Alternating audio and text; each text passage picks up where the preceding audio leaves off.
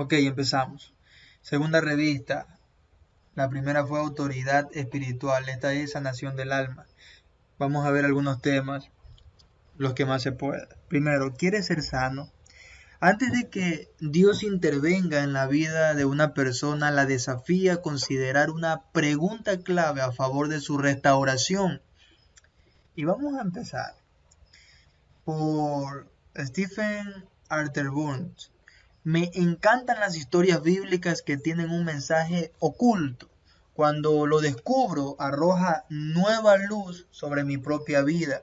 Una de mis historias favoritas está en el capítulo 5 del Evangelio según San Juan.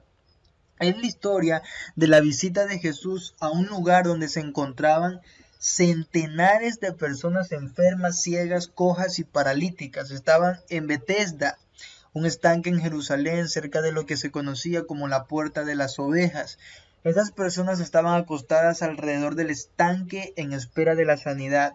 Se suponía que el agua sería quitada y el primero que entrara en el estanque sería sanado. Ahora, tema médico de los enfermos.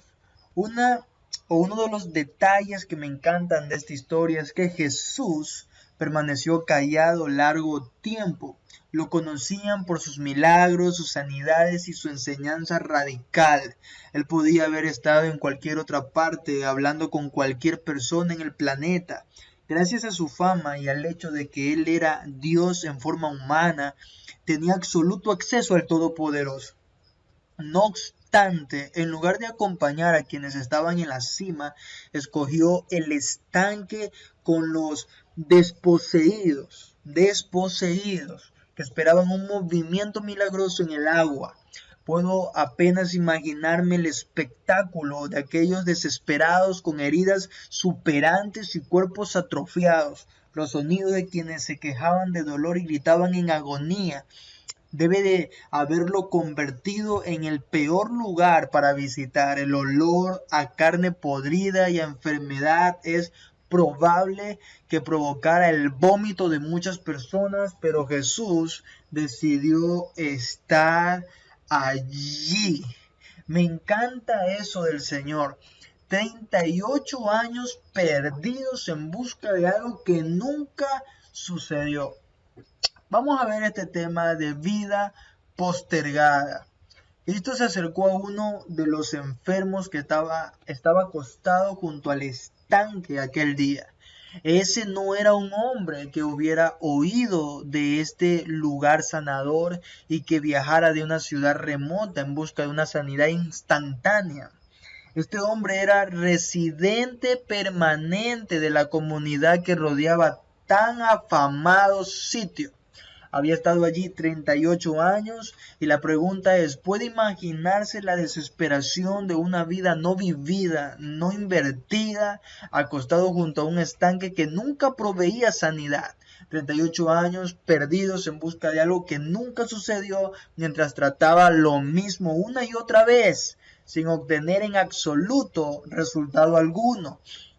Entonces, aquel dichoso día Jesús fue directamente a su lecho y le formuló una asombrosa pregunta que quiero planteársela a usted. Jesús no lo sanó simplemente, no dio por sentado que el hombre deseara ser sanado después de haber pasado 38 años como inválido. En vez de eso, Jesús le preguntó, ¿quieres ser sano? ¿Ser o no ser sano? El hombre tenía la opción de aceptar ser sanado o no. Tenía que desearlo en su voluntad. Pudo haber decidido seguir sin sanidad para siempre y sostener algunas razones para ello. Pudo haber querido seguir sin ser sanado para poder permanecer acostado allí.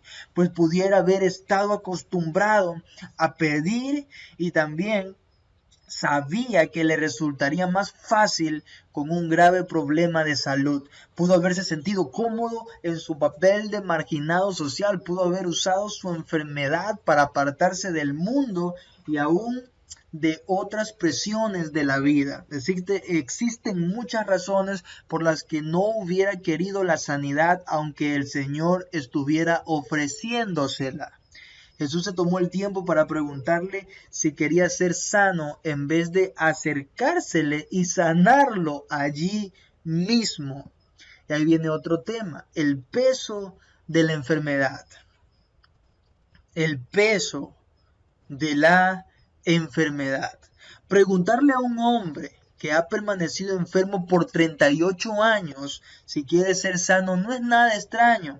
A través de los años he trabajado con muchas personas que pudieran haber experimentado la sanidad, pero la rechazaron. Si Jesús les hubiera preguntado si querían ser sanos, hubieran respondido que no. Algunos de ellos siguieron con sobrepeso porque esa condición les ofrecía algunos beneficios que no querían perder.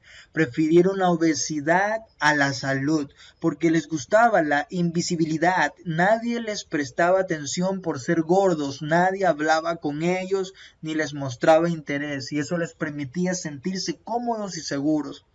Otros optaron por seguir siendo gordos porque eso los protegía. Habían sufrido abusos deshonestos cuando eran niños. Así que el ser gordos los resguardaba de convertirse en objetos del deseo de alguien o por la falta de fuerza interior para establecer barreras en las relaciones.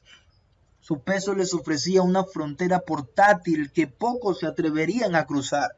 En realidad su peso no era una frontera, sino un muro protector, de modo que por eso optaban por seguir siendo gordos. Los beneficios para ellos eran demasiados como para preferir la senda de la sanidad. Aquí tengo otro tema. No dio por sentado que el hombre deseara ser sanado. Miedo al cambio.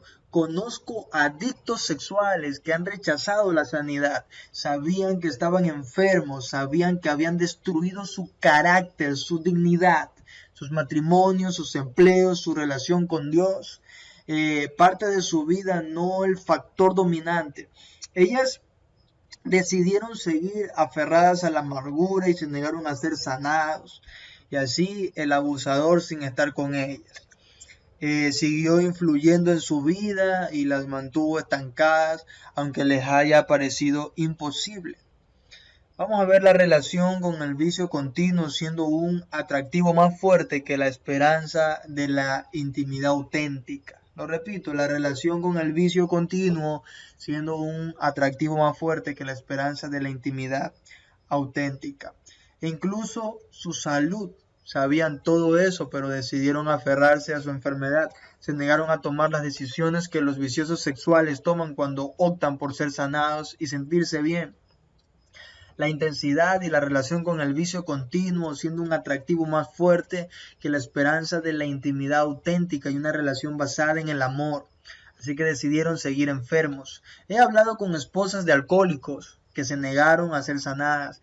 Estas mujeres estructuraron su vida alrededor del alcoholismo de su esposo, vivían en reacción a las acciones de él y a cuán mal se comportaba. No tenían vida propia, sino la vida de encubrir a su hombre enfermo. Esas benintencionadas mártires sostenían a su alcohólico dándole el trago y se mantenían a sí mismas al margen de la vida. Mientras trataban de controlar lo incontrolable, se perdieron y se negaron a tomar algunas decisiones sanadoras que podrían haberlas llevado de vuelta a la vida que Dios había diseñado para ellas. Decidieron seguir siendo las mismas, optaron por permanecer en sus lechos, en el estanque de la compasión de sí mismas y en su vergüenza, en vez de levantarse y andar por la senda de la sanidad. Conozco a mujeres que fueron cruelmente maltratadas cuando eran niñas. Conozco a mujeres que repetidas veces fueron violadas por sus padres y guardaron silencio durante años.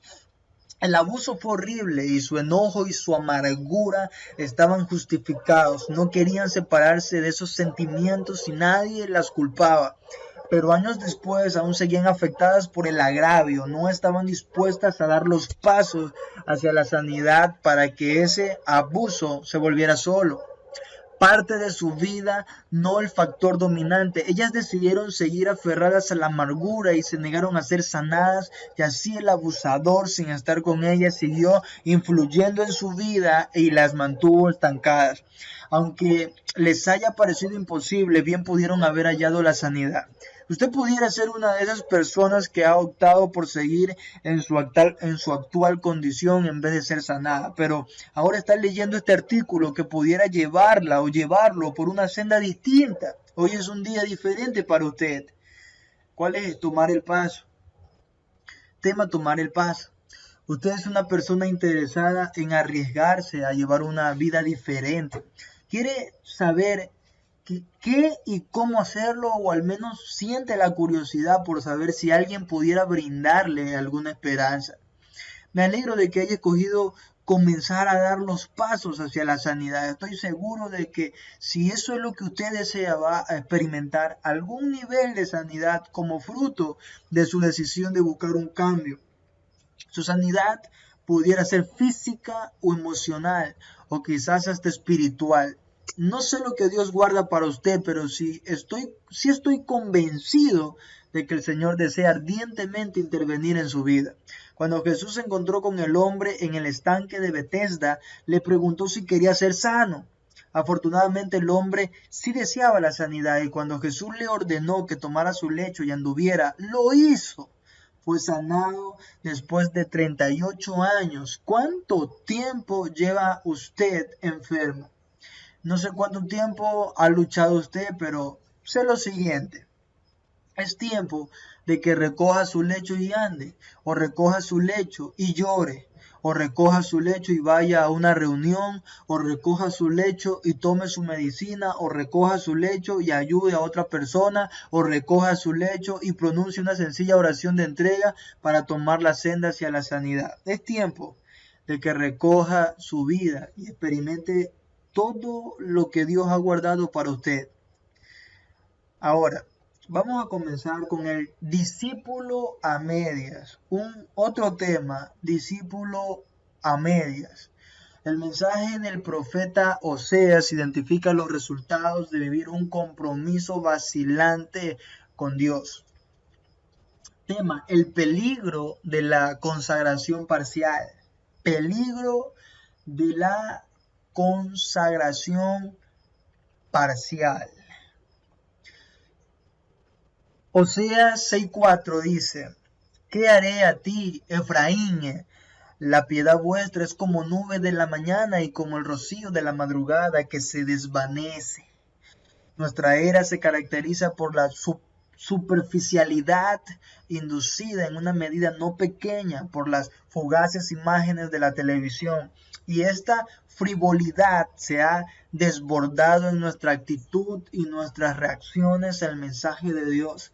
Rara vez le damos tiempo a Dios para tratar con nosotros de manera radical y profunda. Incluso cuando somos condenados por el fracaso o el pecado, no le permitimos al Espíritu Santo trabajar en nosotros para que lleguemos a odiar el error que cometimos. Con liviandad aprobamos el hecho de que somos pecadores miserables sin encarar seriamente el problema. Actuamos como si una nueva decisión pudiera tomar el lugar del verdadero arrepentimiento y de la renunciación. La queja de Dios señalaba que la bondad de Efraín era volátil, desaparecía como la niebla y el rocío de la mañana. No es que no queramos lo mejor y lo más alto, o que no nos decidamos por lo mejor, sino que como Efraín, nuestra resolución es fugaz. Rara vez le damos tiempo a Dios para tratar con nosotros de manera radical y profunda. Ciertamente sí. Parecía como si la inconstancia de Efraín dejara perplejo incluso a Dios. Por eso exclamó: ¿qué haré a ti, Efraín? Nuestra superficialidad e inconstancia también puede desconcertar a Dios después de todo lo que Él ha hecho por nosotros. Sin embargo, para nuestro aliento podemos recordar que bajo la influencia del Espíritu Santo, Simón el inestable fue cambiado en Pedro, la roca. Tema: el peligro de la santificación parcial. Oseas 7:8: Efraín fue torta no volteada. Esta pictórica figura les resultaba familiar a los israelitas. La mayoría de los cocineros había experimentado la desilusión de encontrar su torta cocida por fuera, pero cruda por dentro. La torta a la cual se refiere aquí se aplastó y cocinó en una parrilla. Y como no se había volteado, se había quemado por un lado y había quedado cruda por el otro. Muchos de nosotros somos así en el carácter, súper desarrollados en algunos aspectos, pero deficientes en otros. El progreso ha sido excelente en algunas áreas, pero retardado en otras. Todos somos en cierta medida santificados, solo en forma parcial, porque no hemos volteado algunas facetas de nuestra vida hacia el fuego purificador del Espíritu Santo. Algunos han crecido diligentes en el conocimiento de la Biblia, pero descuidados en la bondad. Otros se formaron firmes en la ortodoxia, pero inconstantes en el amor cristiano. Incluso otros se muestran generosos cuando dan, pero violentos en su temperamento. El desarrollo unilateral es real para todos nosotros. Solo Jesús fue santificado por completo y de manera simétrica en el carácter. Dice la Escritura en Romanos 11:22, lleno de gracia y de verdad. En él vemos en perfecto balance la bondad y la severidad de Dios. Nunca se podrá comentar de él que fue una torta no volteada. Es una tentación común excedernos en algunas formas de trabajo que disfrutamos, pero también descuidar tareas rechazadas o poco agradables. Tendemos a cultivar nuestros puntos fuertes mientras desatendemos los débiles. El erudito alimenta su mente con avidez, pero descuida su cuerpo, mientras que con los atletas a menudo ocurre lo contrario. Las Escrituras demandan el cultivo de los puntos débiles de nuestro carácter para que podamos ser firmes, perfectos y completos en todo lo que Dios quiere, según Colosenses 4:12. El hecho alentador es que el fuego bajo la torta sigue ardiendo. Aún queda tiempo para voltearla y completar el proceso de horneado. Nos corresponde voltear las facetas imperfectas e incompletas de nuestro carácter hacia el fuego del Espíritu Santo. Otro tema sería el peligro de una separación incompleta. Dice Oseas tanto 4:17 y 7:8, Efraín es dado a ídolos, déjalo. Efraín se ha mezclado con los demás pueblos. Los cristianos tienen que ser un pueblo separado, pero algunos círculos evangélicos defienden un tipo de separación que nos deja sin contacto con las personas del mundo, por lo cual llegamos a ser incapaces de alcanzarlas para Cristo. Cuando Jesús advirtió a sus discípulos en San Mateo capítulo 5 versículo 13, vosotros sois la sal de la tierra, él no concebía que la sal se pusiera en un plato y la carne en otro, como alguien afirmó en cierto lugar. El lugar de la sal está en la sopa, no en el salero, enfatizaba. Jesús nunca sugirió que los cristianos debían aislarse de las personas impías y abandonarlas para que fueran del diablo. Él mismo fue objeto de la crítica encarnizada de los fariseos debido a que se rehusó a practicar esa forma de separación.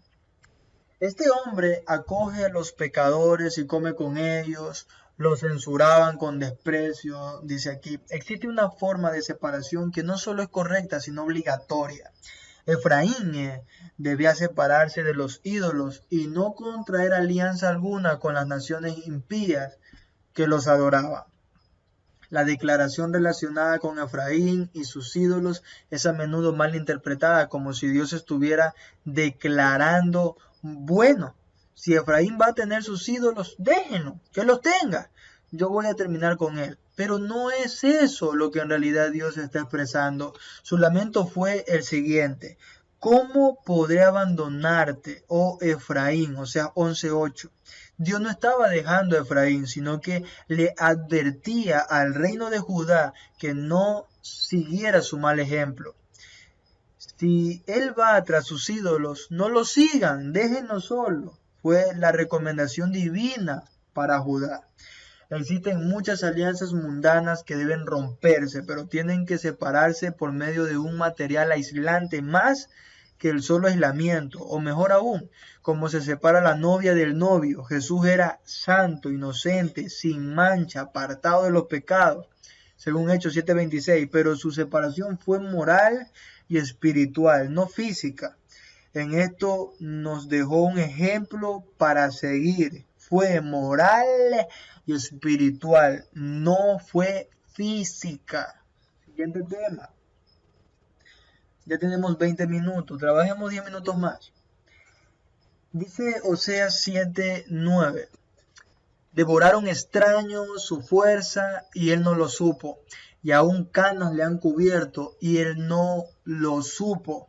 Las canas son un mal recibido, es un signo del decrecimiento de la virilidad. Vienen sin percibirse y sin anunciarse. Unos cuantos se han vuelto grises en una noche y no obstante, el declive espiritual no siempre ocurre de manera consciente o repentina. La caída a menudo no se discierne ni es deliberada. La visión espiritual y el entusiasmo siempre tienden a disminuir si no se nutre de manera adecuada. La carne es débil y somos objeto de la atención hostil de nuestro adversario.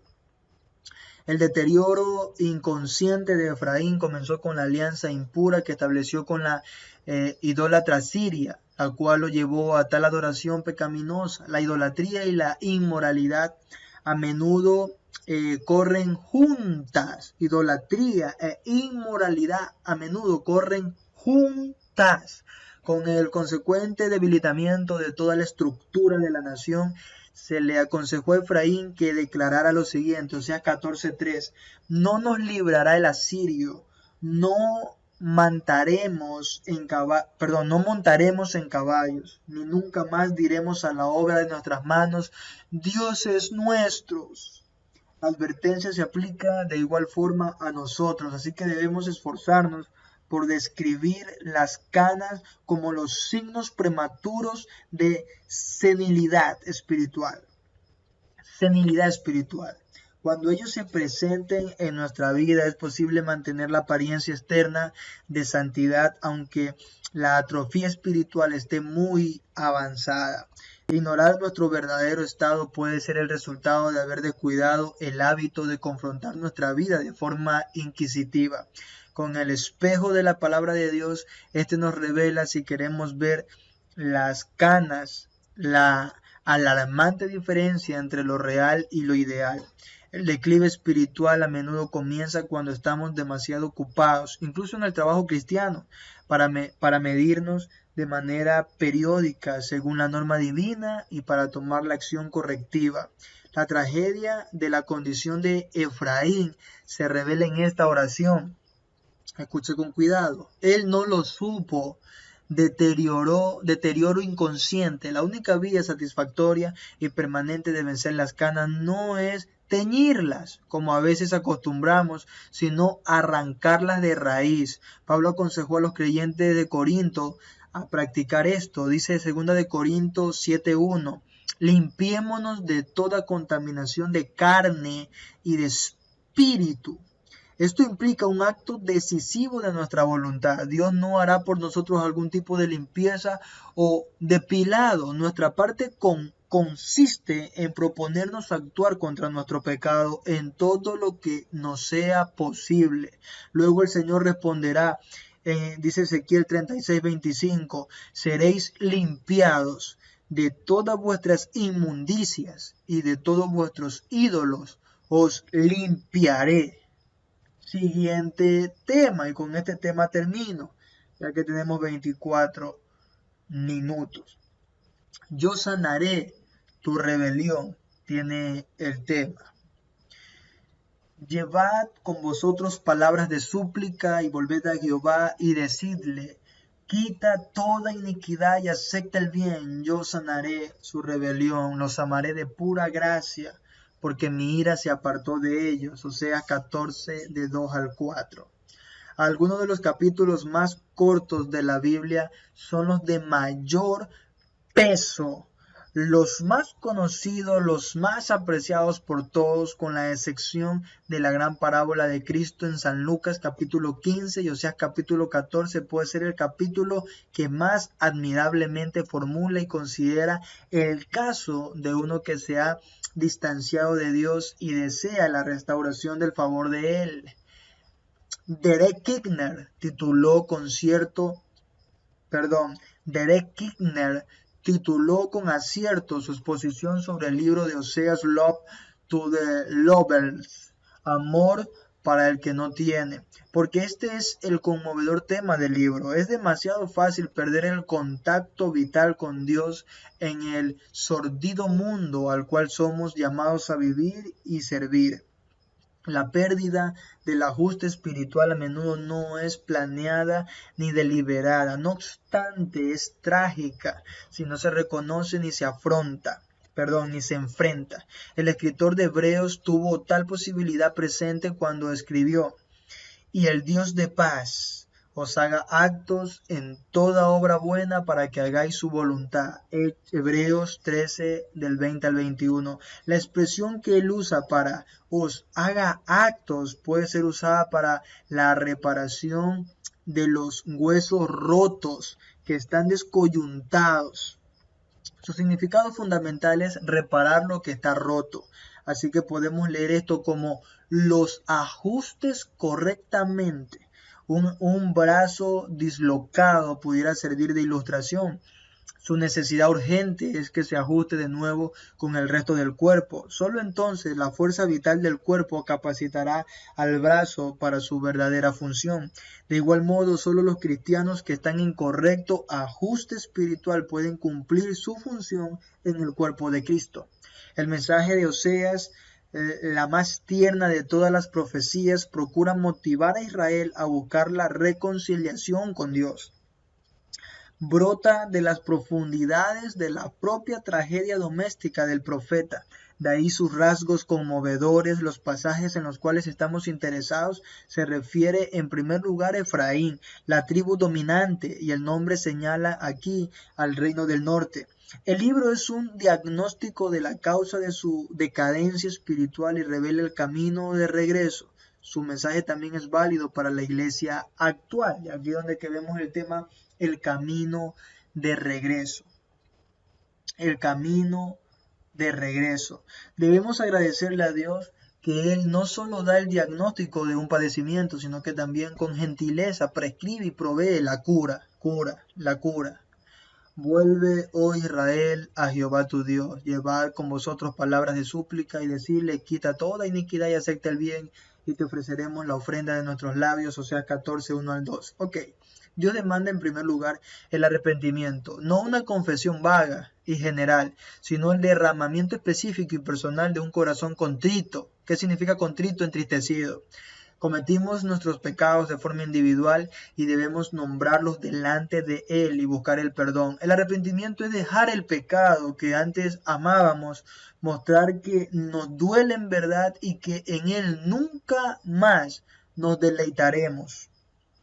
Luego tiene que haber una renuncia a las alianzas problemáticas, la asociación con los crueles asirios y la confianza en los caballos prohibidos de Egipto, que habían llevado a Efraín hacia la ruina, y tales alianzas tenían que cancelarse. Ellos debían declarar: no nos librará el asirio, no montaremos en caballos. Debían renunciar a todos los ídolos. Nunca más diremos a la hora de nuestras manos: Dios es nuestro, según Oseas capítulo 14:3. Dios no tolerará nada que usurpe el lugar que le pertenece por derecho propio. Aquí viene una palabra de exclamación. ¿Qué recibimiento se le promete a Efraín cuando cumple estos términos y regrese al Señor? Ok, Oseas 14:4. Yo sanaré su rebelión, dice Jehová, los amaré de pura gracia, porque mi ira se apartó de ellos. Aleluya. Pregunta: ¿desapareció el amor de Efraín por Dios como la niebla de la mañana? Escuché la amorosa seguridad de Él: yo deshice como una nube tus rebeliones y como niebla tus pecados. Vuélvete a mí, porque yo te redimí, dice Isaías 44:22. Otro tema son las bendiciones adicionales. Como si estas bendiciones no fueran suficientes para el Efraín penitente y restaurado, se le promete 3 más. Primero, frescura, Oseas 14:5, yo seré a Israel como rocío, la bondad volátil de Efraín que desaparecía como el rocío de la mañana, se reemplaza por el refrescante rocío de Dios. En el oriente, el rocío es la principal fuente de renovación para la vida de la planta. Sin él, la vegetación muere. No es un lujo, sino una necesidad. La vida reajustada, que había sido seca y árida, ahora está fresca y regada con rocío. La renovación del Espíritu Santo convierte todas las cosas en nuevas. El rocío recibido y disfrutado llegará a ser rocío impartido. El remanente de Jacob será en medio de muchos pueblos como el rocío de Jehová. Según Miqueas 5:7. Nuestra vida refrescada de manera perenne no puede quedarse solo así, sino que también deben refrescar continuamente a otros. Primero tenemos entonces la frescura, el rocío. Segundo punto viene lo que es fragancia. La frescura del rocío despedía la fragancia de la flor. Dios prometió en Oseas 14:5-6, yo seré Israel como rocío, él florecerá como lirio y perfumará como el Líbano. Pregunta, ¿qué es más delicado y sutil que una fragancia? Ciertamente su presencia no puede confundirse. Penetra las puertas cerradas y llena la casa. Al pasar tiempo en la presencia del Señor, los apóstoles se quedaron con su inconfundible fragancia en ellos, de modo que las autoridades hostiles les reconocían que habían estado con Jesús, según Hechos capítulo 4, versículo 13. Y como tercer punto, aparte de el rocío de la fragancia, tenemos la productividad. Pero la frescura y la fragancia, por deleitables que sean, no son un fin en sí mismas, no son un fin en sí mismas. La productividad es la meta y el fin de toda naturaleza. Oseas nos advierte que el mismo Señor que envía el rocío y produce la fragancia es también la fuente de la fertilidad. Y dice, oh Efraín, yo soy como un árbol de pino verde, tu productividad viene de mí. Una rama partida fuera del ajuste con el árbol no produce fruto a la perfección. Un creyente que está fuera del alcance, fuera del ajuste con Dios, no produce el fruto del Espíritu. Pero una vez que regresa al Señor, la productividad en el carácter y en el servicio llegan a ser una realidad. Ahora sí, última carilla y cerramos. Preguntas punzantes en la Biblia. ¿Alguna vez usted no ha dicho, siento punzadas en el corazón? Cuando usted dice yo siento punzadas en el corazón, es como que está diciendo siento aguijones en el corazón. Si investigamos rápidamente y ponemos definición de punzadas, mire lo que dice la definición de punzada: es un dolor agudo, repentino y de duración breve que se siente en una parte del cuerpo y suele repetirse cada cierto tiempo. Entonces, cada vez que usted diga yo siento punzadas en el corazón, siento dolor en el corazón, es un sentimiento de dolor dentro de mí. Y para finalizar, aquí vienen las preguntas punzantes de la Biblia. Primera pregunta, está en Génesis capítulo 3, versículo del 9 al 13. Pero el Señor Dios llamó al hombre y le dijo, ¿dónde estás? Entonces el Señor Dios dijo a la mujer, ¿qué es esto que has hecho? Jeremías 8:22. ¿No hay bálsamo en Galaad? ¿No hay médico allí? ¿Por qué pues no se ha restablecido la salud de la hija de mi pueblo? Génesis 4:9. Entonces el Señor dijo a Caín, ¿dónde está tu hermano Abel? Y Caín le respondió, no sé, ¿soy yo acaso guardián de mi hermano? Salmos 8:3 al 4. Cuando veo tus cielos, obra de tus dedos, la luna y las estrellas que tú has establecido, digo, ¿qué es el hombre para que te acuerdes de él y el hijo del hombre para que lo cuides? Éxodo 17:7. Y puso aquel lugar el nombre de Masac y también de Meriba, por la contienda de los israelitas y porque tentaron al Señor diciendo, ¿está el Señor entre nosotros o no? Isaías 40, versículo 25 al 27, pregunta, ¿a quién pues ustedes me harán semejante para que yo sea su igual? dice el santo. ¿Por qué dices Jacob y afirmas Israel que escondido está mi camino del Señor y mi derecho para inadvertido a mi Dios? Otro, Salmos 22:1, Dios mío, ¿por qué me has abandonado? ¿Por qué estás tan lejos de mí, salvación y de las palabras de mi clamor? Salmos 139:7, ¿a dónde me iré de tu espíritu? ¿A dónde huiré de tu presencia? San Marcos capítulo 8, versículos 36 y 37, ¿o de qué le sirve a un hombre ganar el mundo entero y perder su alma? ¿O qué dará un hombre a cambio de su alma? Hasta allí esta pequeña revista. Nos quedamos por la hoja número 15 de 89 y faltaría hablar de inocencia robada. Ese es el tema que estaremos compartiendo, si Dios nos da vida, más tarde. Inocencia robada.